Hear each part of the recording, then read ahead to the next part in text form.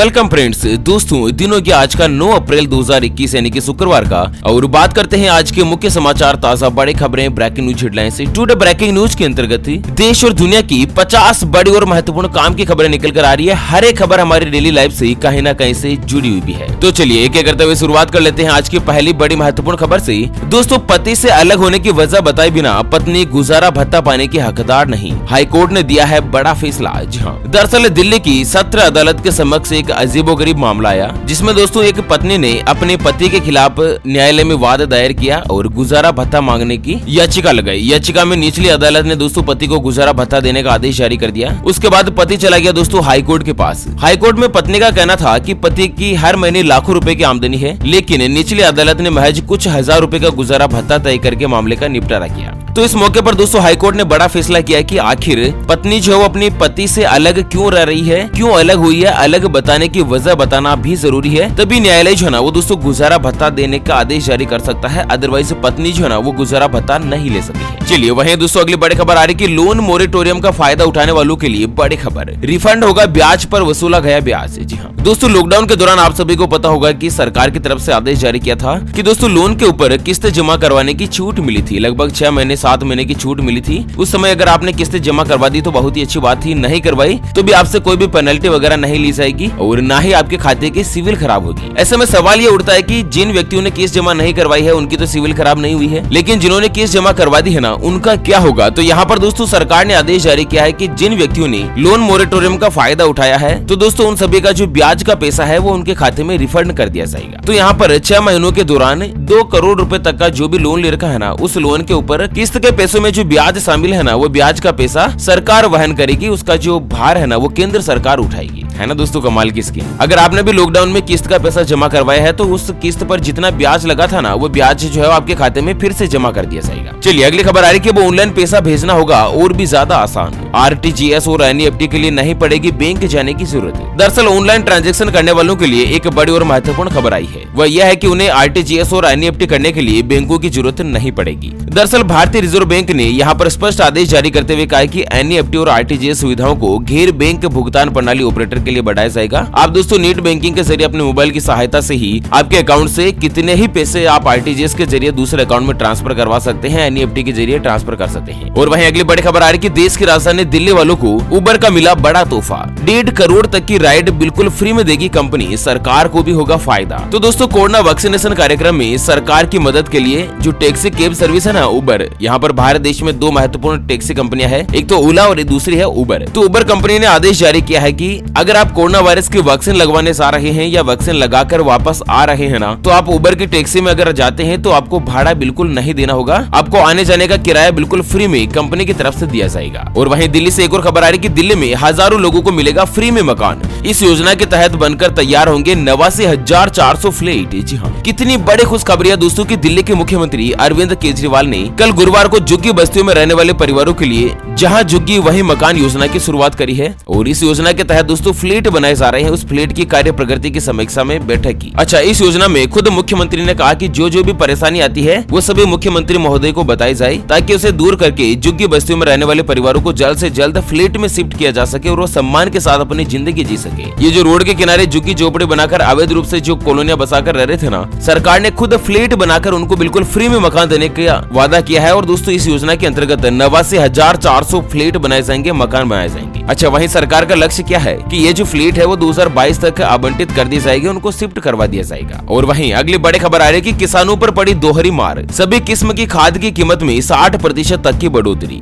1200 रुपए वाला खाद का जो बैग है ना अब मिलेगा 1900 रुपए में। जी हाँ, दरअसल 5 राज्यों के विधानसभा चुनाव और केंद्र सरकार के कृषि कानून के खिलाफ जारी किसानों के आंदोलन के बीच देश की सबसे बड़ी खाद निर्माता जो कंपनी है ना इफको, तो दोस्तों इफको कंपनी ने एक बड़ा ऐलान किया है और खाद के दाम में जबरदस्त बढ़ोतरी कर दी है। पहले डीएपी जो सबसे ज्यादा इस्तेमाल होने वाली खाद है ना, उसमें 50 किलो का जो कट्टा होता है जिसको बैग बोलते हैं, बैग या कट्टा, वो 1200 रुपए में मिलता था। तो अब उसकी कीमत बढ़ गई है, अब आपको 1900 रुपए देने पड़ेंगे। और इसके अलावा इफको ने अन्य उत्पाद जैसे कि एनिकेस, नाइट्रोजन, फास्फोरस, पोटास और सल्फर वाली खाद के दाम में भी भारी रूप से बढ़ोतरी कर दी है। चलिए वहीं दोस्तों अगली खबर आ रही है कि सरकारी कर्मचारियों को जल्द मिलेगा बढ़ा हुआ महंगाई भत्ता, आरियर भी होगा जमा। तो देश के जितने भी केंद्रीय सरकारी कर्मचारी है और पेंशन प्राप्त करने वाले व्यक्ति है ना, उनको जल्द ही बड़ी खुशखबरी मिलने वाली है। दरअसल वह काफी समय से अपने महंगाई भत्ते में बढ़ोतरी का इंतजार कर रहे थे, जिससे कि दोस्तों उनकी सैलरी में बढ़ोतरी हो सके, उनके वेतन में बढ़ोतरी हो सके। और पिछले दिनों सबसे पहले यह खबर सामने आई थी कि सेंट्रल गवर्नमेंट अपने कर्मचारियों की डीए बढ़ाने पर विचार कर रही है, यानी कि कर्मचारियों का महंगाई भत्ता बढ़ाया जाएगा और इसकी घोषणा होली के पहले हो चुकी है। तो यहाँ पर जितने भी सरकारी कर्मचारी है और सरकारी पेंशन प्राप्त करने वाले कर्मचारी है, उनको महंगाई भत्ता 4% की बढ़ी हुई रेट से मिलेगा। चलिए दोस्तों इसी के साथ अगली खबर आ रही है, आम आदमी की बड़ी मुसीबतें, खाने का तेल हुआ महंगा, दाम घटाने के लिए सरकार कर रही है या कुछ खास प्लानिंग। तो दरअसल कोरोना काल में रोजगार के संसाधन सीमित हो जाने और सैलरी कटने के चलते वहाँ पर आमदनी कम हो गई है और वहीं दोस्तों खाने पीने की चीजों में हो रही बेतहाशा बढ़ोतरी से लोगों का मंथली बजट गड़बड़ा गया है। हाल ही में खाने के तेल में बढ़ोतरी लोगों की मुसीबतें और भी ज्यादा बढ़ा दी है। सरसों का तेल करीब 150 रुपए प्रति लीटर पहुंच गया और इस तरह से सोयाबीन का तेल भी दोस्तों भयंकर रूप से महंगा हुआ है। आपको बता दें सरकारी सूत्रों के मुताबिक पिछले एक साल में खाने के तेल में लगभग 95% तक की बढ़ोतरी देखी गई है और ऐसे में रिफाइंड सोया तेल, सरसों का तेल, शुद्ध मूंगफली का तेल, रिफाइंड मूंगफली का तेल,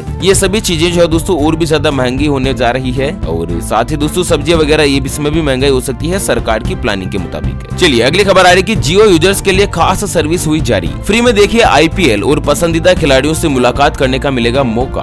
तो रिलायंस जियो कंपनी के द्वारा अपने ग्राहकों को आईपीएल 2021 मैच देखने की स्पेशल सुविधा उपलब्ध करवाने की योजना करी है और कंपनी ने यहाँ पर एक बयान में कहा कि उसने आईपीएल मैच यूजर्स तक सीधे पहुंचाने के लिए खास प्लान की शुरुआत करी है और इसमें जियो पोस्टपेड और प्रीपेड दोनों ही यूजर्स को बड़ा फायदा मिलेगा। और साथ ही अगर आप अपने मनपसंद खिलाड़ी से मिलने का सपना यानी कि ख्वाब बनाकर बैठे हैं ना, तो भी दोस्तों आपकी जो ये ख्वाहिश है वो जियो कंपनी के द्वारा जल्द ही पूरी की जाएगी। चलिए अगली खबर में जान लेते हैं दोस्तों आज के कोरोना वायरस से जुड़े कुछ ताजा आंकड़े। तो बड़ी खबर आ रही कि टूट गए देश में अब तक के सारे रिकॉर्ड।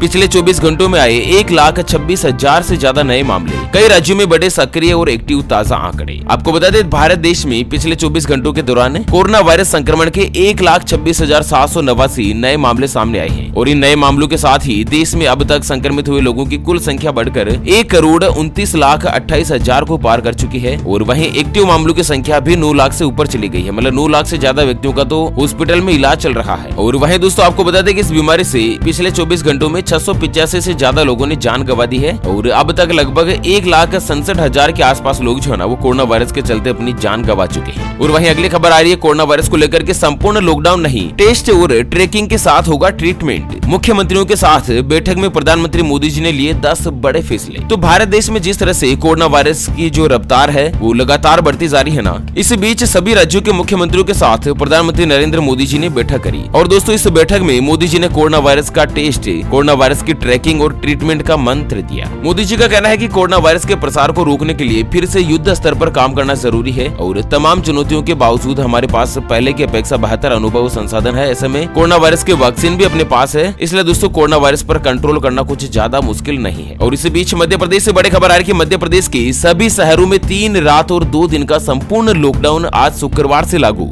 तो मध्य प्रदेश में जिस तरह से कोरोना वायरस के मामले ज्यादातर बढ़ते जा रहे हैं ना, उसकी स्थिति को देखते हुए अब प्रदेश के सभी शहरों में, ध्यान से सुनिएगा दोस्तों, मध्य प्रदेश के सभी शहरों में 3 रात और 2 दिन का संपूर्ण लॉकडाउन का ऐलान हो चुका है। और ये जो लॉकडाउन है ना वो दोस्तों शुक्रवार शाम 6 बजे से लागू होगा, जो कि सोमवार सुबह 6 बजे तक प्रभावी रहेगा और यह व्यवस्था 30 अप्रैल तक लागू रहेगी, ठीक है ना। और वहीं अगली खबर में आपको बता दें कि लॉकडाउन की अफवाह फैलाने वालों की अब नहीं होगी खैर, मुंबई पुलिस ने जारी कर दिया अलर्ट। तो सोशल मीडिया पर, फेसबुक और व्हाट्सएप पर जो लॉकडाउन की अफवाह फैलाते हैं ना, उन पर कड़ी कार्यवाही करने का आदेश जारी किया है। यहाँ पर मुंबई पुलिस ने एक अलर्ट जारी करते हुए बताया कि दोस्तों सोशल मीडिया पर कुछ लोग मुंबई सहित महाराष्ट्र में फिर से लॉकडाउन लगने की अफवाह लगातार फैला रहे हैं, जिसके चलते लोगों के मन में डर और भ्रम पैदा हो रहा है और लोग पैनिक हो रहे हैं। सरकार ने महाराष्ट्र में लॉकडाउन लागू करने को लेकर अभी कोई भी बड़ी घोषणा नहीं करी है। ऐसे में जो भी व्यक्ति लॉकडाउन की अफवाह फैला रहे हैं, अगर आपने भी व्हाट्सएप या फेसबुक पर कोई भी मैसेज शेयर किया है तो जल्द से जल्द उसको डिलीट कर लीजिएगा, नहीं तो आपके ऊपर कड़ी कार्यवाही हो सकती है। और वहीं दोस्तों अगली बड़ी खबर सामने आ रही है कि दिल्ली सरकार का आदेश हुआ जारी, किसी भी मरीज को 10 मिनट से ज्यादा इंतजार न करवाएं अस्पताल।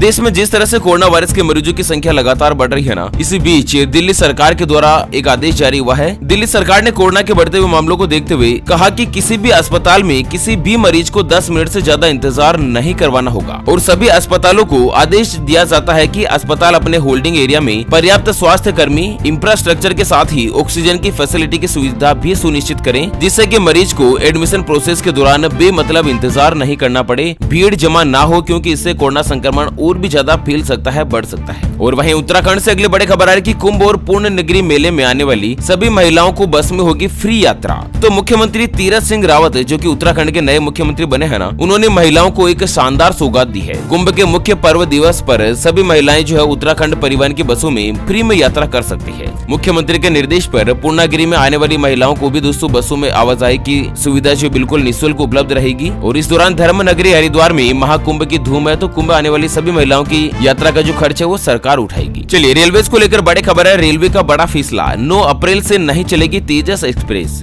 तो देश में लगातार कोरोना का संक्रमण रिकॉर्ड तोड़ रहा है और पिछले 24 घंटों में 1.25 लाख से ज्यादा नए मामले सामने आए हैं। और इसी बीच रेलवे ने लखनऊ से नई दिल्ली के बीच चलने वाली तेजस एक्सप्रेस को कल 9 अप्रैल से अगले आदेश तक के लिए रद्द करने का फैसला हुआ है। अब ट्रेन वगैरह नहीं चलेगी। ओके फ्रेंड्स, और इसी के साथ अंत में हमेशा की तरह एक नजर डाल लेते हैं आज के माइंड क्विज यानी कि गिवे वाले सवाल की तरफ। तो दोस्तों आज का माइंड क्विज वाला सवाल आप स्क्रीन पर देख पा रहे हैं। उत्तर प्रदेश की धर्म नगरी अयोध्या में कौन सी नदी बहती है? जी हाँ दोस्तों, दोबारा सुन लीजिएगा। राम मंदिर के आसपास कौन सी नदी बहती है अयोध्या में? ऑप्शन ए सरयू नदी, ऑप्शन बी गंगा नदी। तो फटाफट से लिखना है क्वेश्चंस का सही जवाब इस वीडियो के नीचे कमेंट बॉक्स में। और हाँ, सही जवाब देने वाले किसी एक खास कमेंट्स को सिलेक्ट किया जाएगा हमारी ओपीएस न्यूज टीम की तरफ से और उसे दिया जाएगा दोस्तों एक 84 दिन वाला मोबाइल रिचार्ज हाथों हाथ बिल्कुल फ्री। तो चलिए इसी के साथ इस वीडियो को फिलहाल यहीं पर देते हैं विराम। फिर से होंगे हाजिर एक और नई और ताजा तरीन ब्रेकिंग न्यूज हेडलाइंस के साथ। तब तक के लिए जय हिंद, जय भारत, वंदे